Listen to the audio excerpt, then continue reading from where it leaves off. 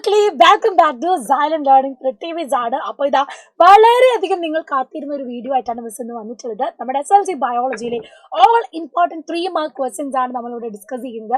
1 മുതൽ 8 ചാപ്റ്ററിൽ നിന്നുള്ള സ്ഥിരമായിട്ട് റിപ്പീറ്റഡ് ആയിട്ട് വന്നിട്ടുള്ള 3 മാർക്കിന്റെ ക്വസ്റ്റ്യൻസ് ആണ് നമ്മൾ കാണാൻ പോകുന്നത്. അപ്പോൾ എങ്ങനെ ആൻസർ ചെയ്യണം, എങ്ങനെയൊക്കെയാണ് ഇത് ആൻസർ പഠിക്കേണ്ടത് എന്നൊക്കെ കൺഫ്യൂഷൻ ഉണ്ടെങ്കിൽ ഈ വീഡിയോ നിങ്ങൾ കംപ്ലീറ്റ് ആയിട്ട് കാണുക, നിങ്ങളുടെ ഫ്രണ്ട്സിന് ഷെയർ ചെയ്ത് കൊടുക്കുക. ആൻഡ് മറ്റൊരു കാര്യം, നിങ്ങളുടെ ഫീഡ്ബാക്ക് കമന്റ് ബോക്സിൽ അറിയിക്കാൻ മറക്കരുത്. അപ്പോൾ ഇനിയുള്ള ലൈവുകളും മാരത്തണൊക്കെ നിങ്ങൾ കാത്തിരിക്കാൻ. നമ്മൾ അടിപൊളിയായിട്ട് പഠിക്കാൻ പോവാണ്. നിങ്ങൾക്ക് വേണ്ടിയിട്ടുള്ള എല്ലാ ക്വസ്റ്റ്യൻസും സെറ്റാക്കി നമ്മൾ വെയിറ്റ് ചെയ്യുന്നുണ്ട്. ഓക്കെ, അപ്പൊ നേരെ ഫസ്റ്റ് ക്വസ്റ്റ്യനിലേക്ക് പോകാം. Classify the following fact and tabulate dum correctly. അല്ലെ, നൽകിയിരിക്കുന്ന വസ്തുക്കളെ തരംതിരിച്ച് അനുയോജ്യമായി മാത്രം പട്ടികയിൽ ഉൾപ്പെടുത്താനാണ്. അപ്പൊ നിങ്ങൾ ഇതിന്റെ കൂടെ തന്നെ പഠിച്ചു പൊക്കോളാം. ഇവിടെ ചോദിച്ചിട്ടുള്ളത് T lymphocyte base of antibodies ആണ്. കറക്റ്റ് ആയിട്ട് ഇതിനെ നമുക്ക് മാച്ച് ചെയ്യാൻ പറ്റും. T ലിംഫോസൈറ്റ് എന്ന് പറഞ്ഞാൽ ക്യാൻസർ സെൽസിനെ ഡിസ്ട്രോയ് ചെയ്യുന്നവരാണ്. And stimulate other defence cells. അല്ലെ, മറ്റു പ്രതിരോധ കോശങ്ങൾ ഉത്തേജിപ്പിക്കുന്നു, ക്യാൻസർ ബാധിത കോശങ്ങളെ നശിപ്പിക്കുന്നവരാണ് T ലിംഫോസൈറ്റ്. ഇനി ബേസ് ഓഫ് എന്ന് പറഞ്ഞാൽ stimulate other white blood cells and dilate blood vessel. രക്തലോമിക വികസിപ്പിക്കാനും മറ്റു ഛേദരക്താണുക്കളെ ഉത്തേജിപ്പിക്കുക എന്നുള്ളതും ബേസ് ഓഫ് ഇലിന്റെ ഫംഗ്ഷൻ ആണ്. പിന്നെയുള്ളത് നമ്മുടെ ആന്റിബോഡീസ് ആണ്. Neutralise the toxins of antigens. അല്ലെ, ആന്റിജനുകളുടെ വിഷാംശത്തെ നിർവീര്യമാക്കാൻ കഴിവുള്ള നമ്മുടെ ബോഡിയിലുള്ള ഒരു പ്രോട്ടീൻ ആണ് ആന്റിബോഡീസ് എന്ന് പറയുന്നത്. Destroy bacteria by disintegrating cell membrane. ബാക്ടീരിയയുടെ കോശസ്തരത്തെ നിർജ്ജലീകരിച്ച് അവരെ നശിപ്പിക്കുകയാണ് ചെയ്യുന്നത് ആര്? ആന്റിബോഡീസ് എന്ന് പറയുന്നത്. Then answer the following question. What are vaccines? How does BCG vaccine provide immunity against tuberculosis? വാക്സിനുകൾ എന്താ നമുക്കറിയാം. They are substance used for artificial immunisation. അല്ലെ, കൃത്രിമ പ്രതിരോധവൽക്കരണത്തിനായി നമ്മൾ ഉപയോഗിക്കുന്ന വസ്തുക്കളെയാണ് വാക്സിനുകൾ എന്ന് പറയുന്നത്. And BCG vaccine actors antigen stimulate defence mechanism of the body. BCG വാക്സിൻ എന്ത് ചെയ്യുന്നു? ഇവ നമ്മുടെ ശരീരത്തിന് എന്ത് ചെയ്യുന്നു? ആന്റിജനുകളെതിരെ പ്രവർത്തിക്കുന്നു. അങ്ങനെ ഇവയ്ക്കെതിരെ ശരീരത്തിൽ ആന്റിബോഡികൾ നിർമ്മിക്കുന്നത് BCG വാക്സിൻ ആണ്. എന്നിട്ടോ ആന്റിബോഡികൾ ശരീരത്തിൽ നിലനിൽക്കുകയും ഭാവിയിൽ ക്ഷയരോഗത്തിന് കാരണമായ മൈക്രോബാക്ടീരിയം ട്യൂബർകുലോസിസ് രോഗാണുക്കളിൽ നിന്നും സംരക്ഷിക്കുകയും ചെയ്യുന്നു. അപ്പം ഇനാക്ടിവേറ്റഡ് ആയിട്ടുള്ള ഒരു ടോക്സിൻ ആണ് ഈ വാക്സിൻ. അത് നമ്മുടെ ശരീരത്തിൽ കയറുമ്പോൾ നമ്മുടെ ബോഡിയിൽ ആന്റിബോഡിനെ ഉണ്ടാക്കുന്നു. ഈ ആന്റിബോഡി പിന്നീട് എപ്പോഴും ശരിക്കും ആക്റ്റീവ് ആയിട്ടുള്ള ഒരു മൈക്രോബാക്ടീരിയം വന്നു കഴിഞ്ഞാൽ അവരെ പ്രതിരോധിക്കാൻ നമ്മുടെ ബോഡിയിൽ ഈ ആന്റിബോഡീസ് ഉണ്ടാവും. അതാണ് ഈ വാക്സിൻസിന്റെ പ്രത്യേകത എന്ന് പറയുന്നത്. Then നമ്മുടെ 8ാമത്തെ ചാപ്റ്ററിൽ നിന്നുള്ള ചോദ്യമാണ്. Flow chart and hints related to a theory of evolution are given below. Analyze them and answer the question. Choose suitable hints from the box and fill A and B. Which theory is indicated in the flow chart? What is the limitation? ഇത് ഏതാണ് സിദ്ധാന്തം എന്ന് കാണണം. ഇവിടെ എയും ബിയും fill ചെയ്യണം. ഈ സിദ്ധാന്തത്തിന്റെ പരിമിതി, ലിമിറ്റേഷൻ എന്താണെന്ന് എഴുതണം. അപ്പൊ നോക്കിക്കോ, ഇവിടെ ഈ ഒരു ചിത്രം ഫ്ലോ ചാർട്ട് ഇമ്പോർട്ടന്റ് ആയിട്ട് പഠിച്ചു വെച്ചോളാം. ഇപ്പൊ തന്നെ ആ നോട്ട് വെച്ച് പഠിച്ചോളാം. ഓവർ പ്രൊഡക്ഷൻ, അമിതോത്പാദനം ഉണ്ടാകുമ്പോൾ സ്ട്രഗിൾ ഫോർ എക്സിസ്റ്റൻസ് ആണ് ഉണ്ടാവുന്നത്. നിലനിൽപ്പിന് വേണ്ടിയുള്ള സമരമാണ് ഉണ്ടാവുന്നത്. അത് നമുക്ക് എ കിട്ടി. സ്ട്രഗിൾ ഫോർ എക്സിസ്റ്റൻസ്, നിലനിൽപ്പിന് വേണ്ടിയുള്ള സമരം. അവിടെ അനുകൂല വ്യതിയാനമുണ്ട്, അനുകൂല വ്യതിയാനം ഇല്ലാത്തവയുണ്ട്. വ്യതിയാനം ഉള്ളവ എന്ത് ചെയ്യുന്നു? അവിടെ നിൽക്കുന്നു. അല്ലാത്തവരോ അവിടെ ഡിസ്ട്രോയ് ചെയ്യപ്പെടുന്നു, നശിക്കുന്നു. ഇനി അനുകൂല വ്യതിയാനങ്ങളെ സർവൈവ് ചെയ്ത് വരുന്നവരോ അവിടെ നാച്ചുറൽ സെലക്ഷൻ നടത്തുന്നു, പ്രകൃതി നിർദ്ധാരണം നടത്തുന്നു. അങ്ങനെ നാച്ചുറലി സെലക്ട് ആയവർ അവിടെ നിലനിൽക്കുന്നു, സർവൈവ് ചെയ്യുന്നു. അതാണ് ബി എന്ന് പറയുന്നത്, നാച്ചുറൽ സെലക്ഷൻ. അല്ലെ, പ്രകൃതി നിർദ്ധാരണം. ഇനി അത് കഴിഞ്ഞിട്ട് ഇവിടെ തിയറി ഏതാ ചോദിക്കുന്നുണ്ട്. തിയറിനെ നമ്മൾ പറയുന്നത് തിയറി ഓഫ് നാച്ചുറൽ സെലക്ഷൻ, അല്ലെങ്കിൽ ഡാർവിൻസ് തിയറി എന്ന് നിങ്ങൾക്ക് എഴുതാം. തിയറി ഓഫ് നാച്ചുറൽ സെലക്ഷൻ അല്ലെങ്കിൽ പ്രകൃതി നിർദ്ധാരണ സിദ്ധാന്തം. പ്രകൃതി നിർദ്ധാരണ സിദ്ധാന്തം ഇങ്ങനെയും നിങ്ങൾക്ക് എഴുതാം. അല്ലെങ്കിൽ ഡാർവിനിസം എന്നോ ഡാർവിൻ തിയറിയും സിമ്പിൾ ആയിട്ട് ആൻസർ ചെയ്യാം. കടുകട്ടിയായിട്ട് പഠിക്കണ്ട. ഇനി അടുത്തതോ, ഇവിടെ ചോദിച്ചിരിക്കുന്ന ചോദ്യം നമുക്ക് നോക്കണം. ഈ സിദ്ധാന്തത്തിന്റെ പരിമിതി, ഇവിടുത്തെ ലിമിറ്റേഷൻ, അതും നിങ്ങൾ അറിഞ്ഞിരിക്കണം. നാച്ചുറൽ സെലക്ഷൻ ഒക്കെ കണ്ടുപിടിച്ചു, ഈ തിയറികൾ നന്നായിട്ട് ഇദ്ദേഹം എക്സ്പ്ലെയിൻ ചെയ്തെങ്കിലും ഇദ്ദേഹത്തിന് എന്ത് കഴിഞ്ഞില്ല? Reason for variation was and explain. ഇങ്ങനെ ഒരു വ്യതിയാനം ഉണ്ടാവാനുള്ള കാരണം എന്താണെന്ന് എക്സ്പ്ലെയിൻ ചെയ്യാൻ ആർക്ക് പറ്റിയില്ല? നമ്മുടെ ഡാർവിന് പറ്റിയില്ല. അത് ഈ ഒരു തിയറിയുടെ ലിമിറ്റേഷൻ ആണ്. നോട്ട് ചെയ്ത് വെച്ചോളൂ. ഡോട്ട്. ഓക്കെ, അപ്പൊ അടുത്തത് 3 മാർക്കിന്റെ ചോദ്യം ഇതാ തന്നിരിക്കുന്നത്. ഡയറക്റ്റ് ആയിട്ട് ഫിഗർ ആണ്. ഏത് എക്സ്പെരിമെന്റ് ആണെന്ന് ചോദിക്കുന്നുണ്ട്.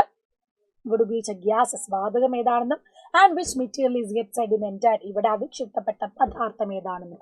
പരീക്ഷണം കണ്ടാൽ തന്നെ നമുക്കറിയാം ഇത് യുറേ മില്ലർ എക്സ്പെരിമെന്റ് ആണ്. യുറേ മില്ലർ പരീക്ഷണം ആരിൽ നിന്നുണ്ടായതാണ്? കെമിക്കൽ എവല്യൂഷൻ തിയറിയിൽ നിന്ന്, രാസപരിണാമ സിദ്ധാന്തത്തിൽ നിന്നുണ്ടായതാണ്. അപ്പൊ ചോദ്യത്തിന്റെ ഉത്തരം എന്ന് പറഞ്ഞാൽ യുറേ മില്ലർ എക്സ്പെരിമെന്റ്, യുറേ മില്ലർ പരീക്ഷണമാണ്. ആൻഡ് ഇവിടുത്തെ വാതകങ്ങൾ മീത്തേൻ, അമോണിയ, വാട്ടർ വേപ്പർ, ഹൈഡ്രജനും കൂടെ പറയാം. ആൻഡ് ഇവിടെ അവിക്ഷിപ്തപ്പെട്ടത് എന്താണ്? ഫസ്റ്റ് സെഡിമെന്റ് ചെയ്തത് അത് അമീനോ ആസിഡ് ആണ്. അല്ലെ, അമീനോ ആസിഡ് ആണ്. Then observe the illustration showing the sex determination human beings and answer the question. ഈ തന്നിട്ടുള്ളതിന്റെ ആൻസർ ആണ് മനുഷ്യരിൽ ലിംഗനിർണ്ണയവുമായി ബന്ധപ്പെട്ട് ചിത്രീകരണം നിരീക്ഷിച്ച് ചോദ്യങ്ങൾക്ക് ഉത്തരം എഴുതാനാണ്. അപ്പൊ പ്രോപ്പർ ആയിട്ട് നമുക്കിത് ഫില്ല് ചെയ്യാണ് വേണ്ടത്. ഫീമെയിൽ തന്നിട്ടുണ്ട് 44+XX, അത് ഗമീറ്റ്സ് ചെയ്ത് വരും 22+X വരും അല്ലെ, പകുതിയേ വരുള്ളൂ. ആൻഡ് പുരുഷന്മാരിൽ 22+X തന്നിട്ടുണ്ട്, 20+2+Y കൂടെ ഇവിടെ വരും അല്ലെ. യെസ്, അപ്പൊ ഗമീറ്റുകൾ 22+X 22+Y. ആൻഡ് ഇവിടെ ഫോം ചെയ്യുന്നത് എന്താണ്, 22+20+X വരുമ്പോൾ അവിടെ ഫീമെയിൽ വരും, 44+XY വരും. അതാണ് 3ഉം 4ഉം എന്നുള്ളത്. ഇനി ഈ സ്ത്രീ പുരുഷ അനുപാതം ഏകദേശം 1:1 ആണ്. എങ്ങനെയാണ് ഈ റേഷ്യോ 1:1 ആയത്, അത് നമുക്ക് നോക്കണ്ടേ. അതാണ് ഇവിടെ പറയുന്നത്. The number of male gamete which carry X chromosome and number of gamete which carry Y chromosomes are equal. പുരുഷന്മാരിൽ സ്ത്രീകൾ എന്തായാലും എഗ്സ് മാത്രമേ ഉണ്ടാക്കുന്നുള്ളൂ. ഇനി വരുന്നത് ആളെ കുറിച്ചാണ് നമ്മൾ പഠിക്കേണ്ടത്. പുരുഷന്മാർ ഉണ്ടാക്കുന്ന X ക്രോമസോമിന്റെയും Y ക്രോമസോമിന്റെയും എണ്ണം ഈക്വൽ ആണ്. 4 ഗമേറ്റ് ഉണ്ടാക്കുന്നുണ്ടെങ്കിൽ അതിൽ 2Xഉം 2Y ഉണ്ടാവുന്നുണ്ട്. അപ്പം ഈക്വൽ ഓപ്പർച്യൂണിറ്റി ആണ് അത് XX ആവാനുള്ളതും Y ആവാനുള്ളതും. അതുകൊണ്ട് തന്നെ എന്താണ്, ക്രോമസോമുകൾ വഹിക്കുന്ന പുരുഷ ബീജങ്ങളുടെ എണ്ണവും Y ക്രോമസോമുകളുടെ പുരുഷ ബീജങ്ങളുടെ എണ്ണം തുല്യമായതാണ്. X അല്ലെങ്കിൽ Y ക്രോമസോം ഉള്ള പുരുഷ ബീജങ്ങൾ X ക്രോമസോം മാത്രമുള്ള അണ്ഡവുമായി സംയോജിക്കുന്ന സാധ്യത തുല്യമാണ്. അതുകൊണ്ടാണ് നമ്മൾ റേഷ്യോ 1:1 എന്ന് പറയുന്നത്, 50% വരുന്നു എന്ന് പറയുന്നത്. ഇനി ഈ ചിത്രം സ്ഥിരമായിട്ട് നമ്മൾ പേപ്പറിൽ കാണുന്നതാണ്, നിങ്ങൾ കണ്ടിട്ടും ഉണ്ടാകും. പക്ഷെ ഇപ്പോഴും ഈ ചിത്രം കണ്ടാൽ X എന്താണ് Y എന്താണെന്ന് അറിയത്തില്ലാത്ത ആൾക്കാരും ഉണ്ട്. അപ്പം നോക്കി വെച്ചോട്ടോ. ഇതില് name the process indicated in the illustration എന്നാണ് തന്നിട്ടുള്ളത്. ഇത് നിങ്ങൾക്ക് അറിയാലോ, പ്രോസസ് കണ്ടാൽ അറിയാം ഇത് ജീൻ ആക്ഷൻ അല്ലെങ്കിൽ പ്രോട്ടീൻ സിന്തസിസ് ആണ്. Identify the part indicated as X. Why is it known by name? What is the role process is? ഇവിടെ X എന്ന് സൂചിപ്പിച്ചിരിക്കുന്നത് കണ്ടോ, ഇതാണ് X, ഇതാണ് X. ഈ X എന്ന് സൂചിപ്പിച്ചിരിക്കുന്നത് ആരാന്ന് എഴുതണം, അങ്ങനെ ഒരു പേര് വരാനുള്ള കാരണം എന്താണെന്ന് എഴുതണം, ഇതിന്റെ റോൾ എന്താണെന്നും എഴുതണം. ഈ X കാണുമ്പോൾ കുറേ പേർക്ക് ഡൗട്ട് വരും, ഇങ്ങനെയല്ല ഇനിയിപ്പോ ഈ ചിത്രം തന്നെയാണ് തന്നതെങ്കിലും മനസ്സിലാക്കിക്കൊള്ളുക, ഇതും X തന്നെയാണ്. ഓക്കെ, അതും X തന്നെയാണ്. അപ്പം ഇതെല്ലാം X ആണ്. ഈ Xന്റെ പേരാണ് mRNA അല്ലെങ്കിൽ മെസ്സഞ്ചർ RNA. ഇവരെന്ത് ചെയ്യുന്നു, DNA നിന്ന് മെസ്സേജിനെ ക്യാരി ചെയ്ത് റൈബോസോമിന് കൊടുക്കുന്നു അല്ലെ. Carry information from DNA to ribosome. അതുകൊണ്ടാണ് ഇവർക്ക് നമ്മൾ സന്ദേശവാഹകർ മെസ്സഞ്ചർ RNA എന്നുള്ള പേര് കൊടുത്തത്. ആൻഡ് ഇതിന്റെ റോൾ എന്താണ്, based on the information of mRNA protein synthesized by adding amino acid and control protein synthesis.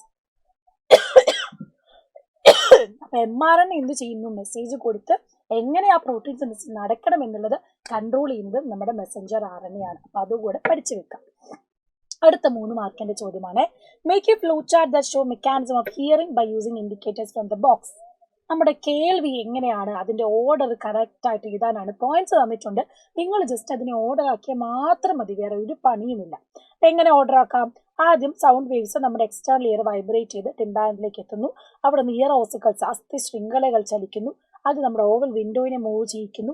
അത് കോക്ലിയയിലെ ഫ്ലൂയിഡിനെ ചലിപ്പിക്കുന്നു. അങ്ങനെ stimulation of hair cells and organ of Corti അല്ലെ, ഓർഗൻ ഓഫ് കോട്ടിയിലെ രോമകോശങ്ങൾ എന്ത് ചെയ്യുന്നു, സ്റ്റിമുലേറ്റ് ഉദ്ദീപിക്കപ്പെടുന്നു. അവിടെ ആവേഗം ഇമ്പൾസ് ഉണ്ടാവുന്നു. ആ ഇമ്പൾസ് സെറിബ്രം വഴി ഓഡിറ്ററി നെർവിൽ എത്തുന്നു. അങ്ങനെ നമ്മൾ കേൾവി സാധ്യമാകുന്നു അല്ലെ. ഇപ്പൊ സെറിബ്രമാണ് ഓഡിറ്ററി നെർവ്, ശ്രവണ നാഡി വഴിയാണ് സെറിബ്രത്തിൽ എത്തുന്നതെന്നും കേൾവി സാധ്യമാണെന്നും പഠിച്ചു വെക്കാം. ഫ്ലോ ചാർട്ട് മറക്കണ്ട.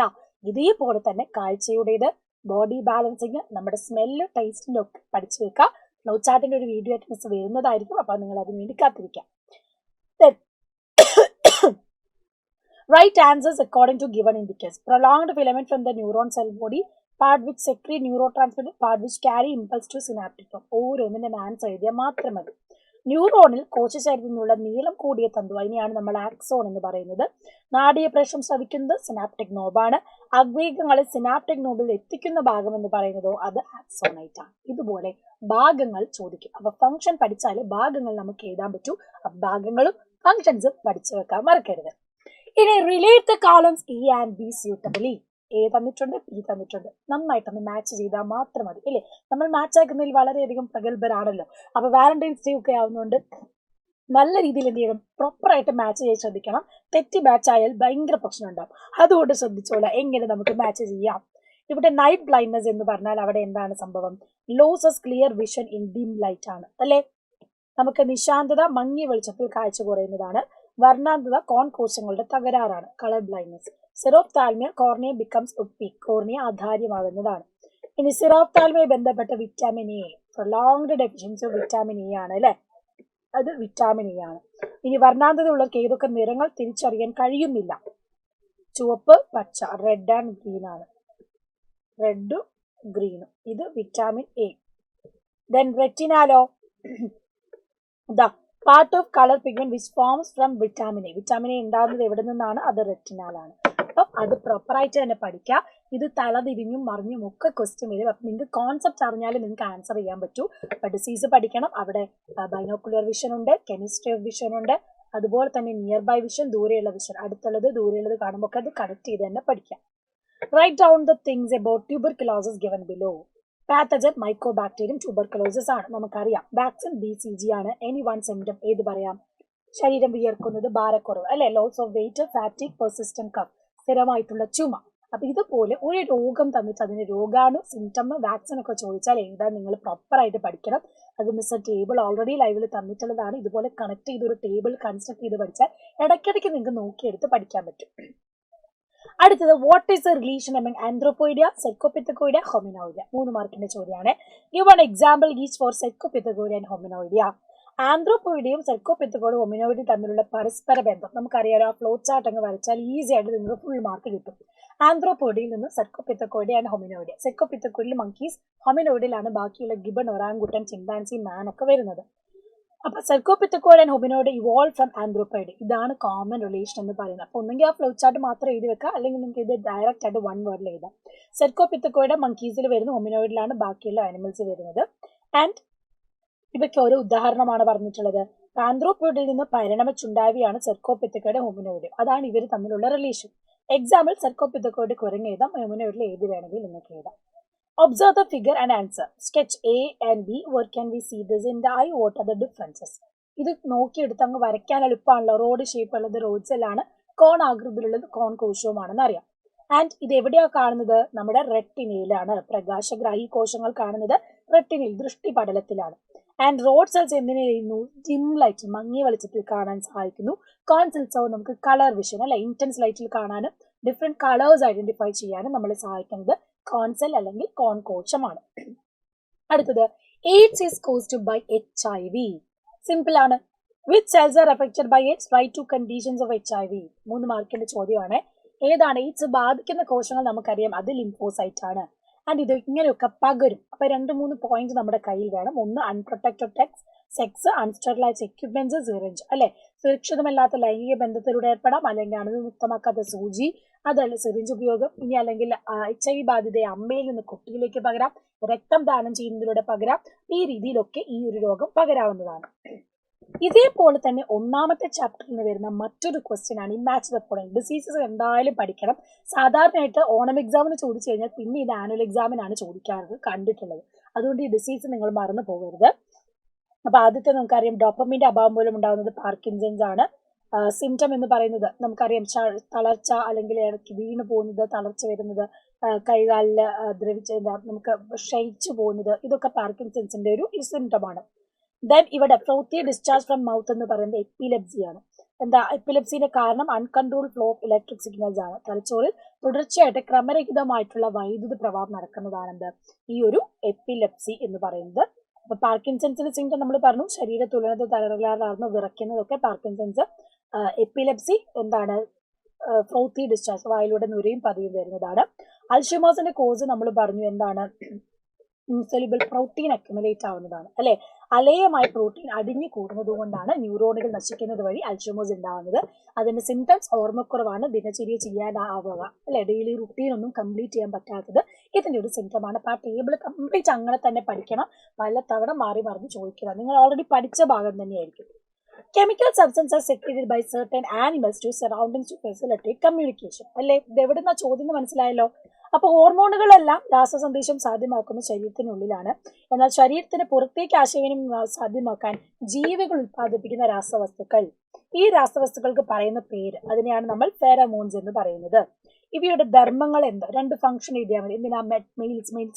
മെയ്റ്റ്സിനെ അട്രാക്ട് ചെയ്യാൻ അല്ലെ, അവരുടെ ഇണയെ ആകർഷിക്കാനും അവർ തമ്മിൽ കമ്മ്യൂണിക്കേറ്റ് ചെയ്ത് സിഗ്നൽസ് കൊടുക്കാനും. And write two example. Civetone, muscone, ഏത് വേണമെങ്കിലും നിങ്ങൾക്ക് എക്സാം ആയിട്ട് ചെയ്താൽ. കസ്തൂരി, സിവറ്റോൺ, മസ്കോൺ, ബോംബിക്കോൾ ഒക്കെ ഫെറമോൺസിന് ഉദാഹരണങ്ങളാണ്. Then stages in the process of protein synthesis are given below. Prepare a flow chart using the stages. Protein synthesis ഇങ്ങനെയും ചോദ്യങ്ങൾ വരാം. ഫ്ലോ ചാർട്ട് കറക്റ്റ് ആയിട്ട് എഴുതാൻ. അത് നിങ്ങൾ പഠിക്കണം. mRNA ഉണ്ടാവുന്നു, mRNA ന്യൂക്ലിയസ് എത്തുന്നു, അത് റൈബോസോമിൽ എത്തുന്നു, അവിടെ mRNA പറയുന്നതിനനുസരിച്ച് ബൈൻഡ് ചെയ്യാം. അപ്പോഴത്തേക്കും tRNA അമിനോ ആസിഡിനെ കൊണ്ടുവരും, കറക്റ്റ് ആയിട്ട് ബൈൻഡ് ചെയ്യുന്നു, അങ്ങനെ പ്രോട്ടീൻ സിന്തസിസ് നടക്കുന്നു, പ്രോട്ടീൻ നിർമ്മാണം നടക്കുന്നു. ഈ ഫ്ലോ ചാർട്ട് അതിന്റെ കൂടെ തന്നെ എന്ത് ചെയ്യണം, എഴുതാൻ നിങ്ങൾ പഠിച്ചു വെക്കാം. ഓക്കെ, ഇനി മറ്റൊരു ചോദ്യം നോക്കുക. Identify the figure. ഈ തന്നിട്ടുള്ളത് ആരാന്ന് എഴുതണം, ഇതിൽ എയും ബിയും എന്താണെന്ന് എഴുതണം, which nitrogen base found only in RNA എന്ന് എഴുതണം. നമുക്കറിയാം ഇതൊരു ന്യൂക്ലിയോടൈഡ് ആണ് അല്ലെ. ന്യൂക്ലിയോടൈഡ് ആണെന്ന് നിങ്ങൾക്ക് ഐഡന്റിഫൈ ചെയ്യാൻ എല്ലാ കുട്ടികൾക്കും അറിയാമായിരിക്കും. അറിയത്തില്ലാത്തവർ പഠിച്ചു വെച്ചോളൂ, ഇതിനെ നമ്മൾ പറയുന്നത് ന്യൂക്ലിയോടൈഡ് എന്നാണ്. ആൻഡ് ഇതിൽ ഈ എ എന്ന് പറയുന്നത് ഒരു ഫോസ്ഫേറ്റ് മോളിക്കൂളും ബി എന്ന് പറയുന്ന ഒരു ഷുഗർ മോളിക്കൂളും ഒരു പഞ്ചസാര തന്മാത്രയുമാണ്. ആൻഡ് RNAയിൽ മാത്രം കാണുന്ന ന്യൂക്ലിയോടൈഡ് എന്ന് പറയുന്നത് അല്ലെങ്കിൽ യുറാസിലാണ്, നൈട്രജൻ ബേസ് യുറാസിലാണ്. അപ്പൊ യുറാസിൽ ന്യൂക്ലിയോടൈഡ് നമുക്ക് RNAയിൽ മാത്രമേ കാണാൻ കഴിയുള്ളൂ. ക്ലിയർ? അപ്പം അത് പഠിച്ചു വെക്കാം. Do not use antibiotics without the recommendation of a doctor. Why? ഡോക്ടറുടെ നിർദ്ദേശപ്രകാരം അല്ലാതെ ആന്റിബയോട്ടിക്കുകൾ ഉപയോഗിക്കാൻ പാടില്ല. അങ്ങനെ പറയുന്നത് എന്തുകൊണ്ടാ? വ്യക്തമായ കാരണം നമ്മുടെ ടെക്സ്റ്റിൽ നമ്മൾ പഠിച്ചതാണ്.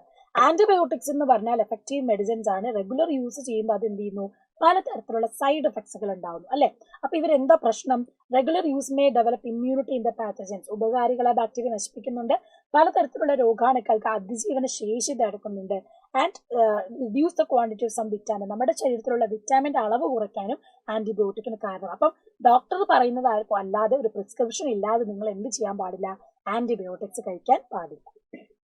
ഓക്കെ, അപ്പൊ ഇത്രയും ക്വസ്റ്റ്യൻസ് നമ്മൾ കണ്ടു. എല്ലാ ചാപ്റ്ററിൽ നിന്നുള്ള ഇമ്പോർട്ടന്റ് ക്വസ്റ്റ്യൻസ് നമ്മൾ പറഞ്ഞു. അപ്പൊ ഈ ഓർഡറിൽ തന്നെ പഠിച്ചു പോക്കണം. 3 മാർക്സിന്റെ ക്വസ്റ്റ്യൻസ് വളരെ ഇമ്പോർട്ടന്റ് ആണ്. A+ ലെവൽ നേടാനുള്ള ഏറ്റവും എളുപ്പമുള്ള മാർഗമാണ് 3 മാർക്കിന്റെ. അത്രയും ക്രിട്ടിക്കൽ ആയിട്ടുള്ള ക്വസ്റ്റ്യൻസ് ആണ് അവിടെ വരുന്നത്. അപ്പൊ നന്നായിട്ട് പഠിക്കാം. കൂടുതൽ ചോദ്യങ്ങളൊക്കെ മിസ് റെഡിയാക്കി വെച്ചിട്ടുണ്ട്, അതൊക്കെ ആയിട്ട് മിസ് വരുന്നതാണ്. ആൻഡ് 1 more ക്വസ്റ്റ്യൻ കമന്റ് ബോക്സിൽ കമന്റ് ചെയ്യാൻ വേണ്ടിയിട്ട് മിസ് തരികയാണ്. നമ്മള് കാറ്ററാക്ട് എന്നുള്ള ഒരു ഡിസീസ് പഠിക്കുന്നുണ്ട്, നമ്മുടെ കണ്ണിനെ ബാധിക്കുന്ന ഡിസീസ് ആണ്. ഈ കാറ്ററാക്ട് എന്ന് പറയുന്ന ഡിസീസിന്റെ കാരണം എന്താണെന്നും അതിനൊരു റെമഡി, എന്തെങ്കിലും ഒരു പ്രതിവിധി ഉണ്ടോ എന്നുള്ളതും കൂടെ കമന്റ് ബോക്സിൽ കമന്റ് ചെയ്യാം. See you soon in the next video. Till then, bye bye.